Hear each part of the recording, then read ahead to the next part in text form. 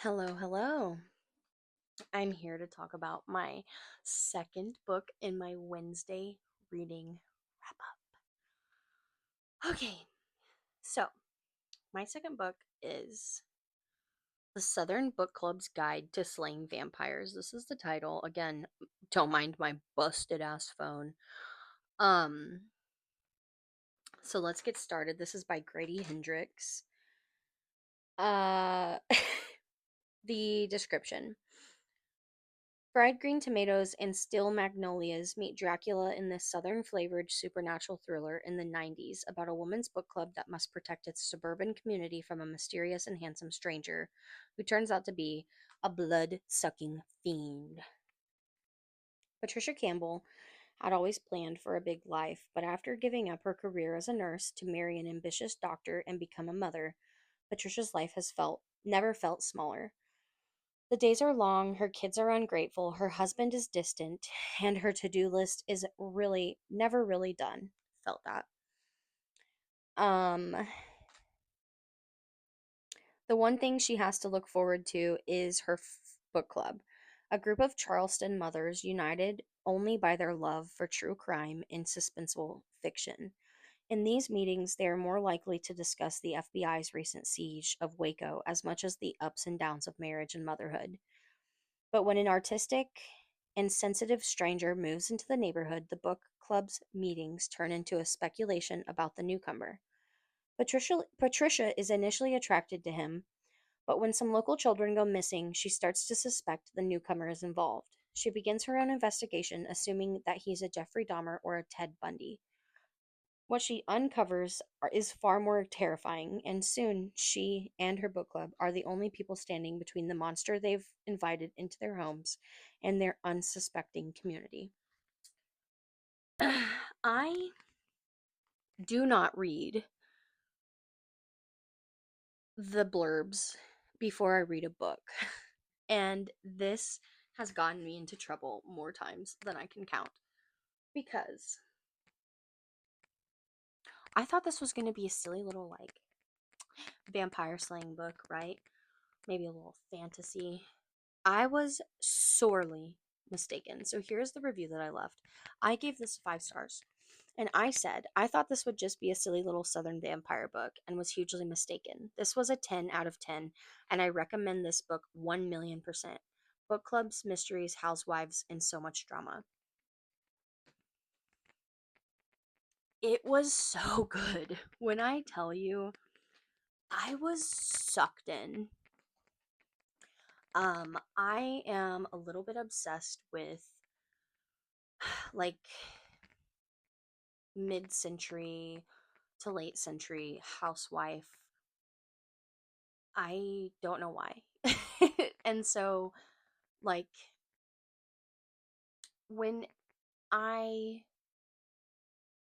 when I think of like a housewife or whatever, and I think of like the 50s to the 90s and maybe the less 90s, more like 80s.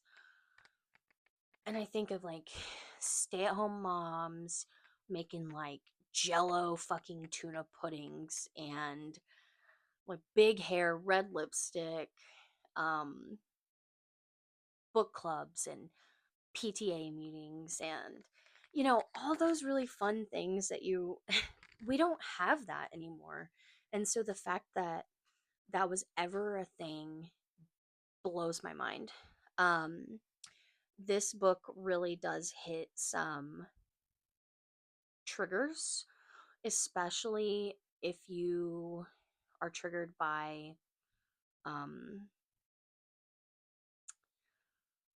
discrimination towards race, sex, um, mental health. It is very eye opening to see that even in the 90s, communities were separated by color, and especially in the South. And so in this book, you really get to see that separation in those communities. Because there was one community where all the little kids were going missing, and it was a prominently black community. And then you have the housewife community, and it's it's like a village and they call their houses like cottages, and it's like homeowners association and book clubs and baking things for your neighbors, and like, oh no, she let her dog out off the leash, how dare she. And it's just crazy. There's also a very big separation between the husbands and the wives.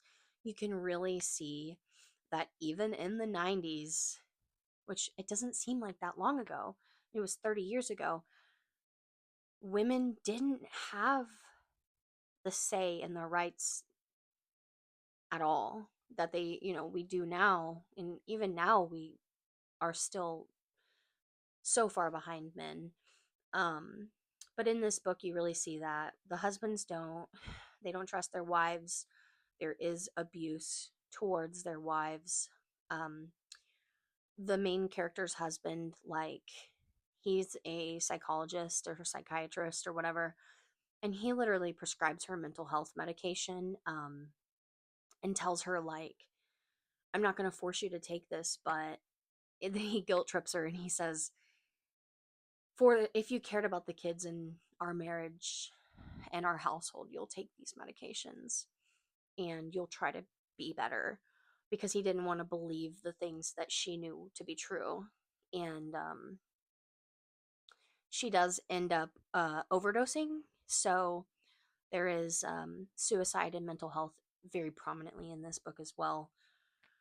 Uh, there is rape and um, child molestation and uh, child abuse and child murder in this book as well, child suicide. This book is very dark. Um, there is a very gruesome murder at the end of the book, and there are several deaths throughout this book. So I very much so, like, I urge you to be cautious if you are sensitive to those things. Otherwise, it was a fantastic book. I listened to it on Libby, and it was amazing.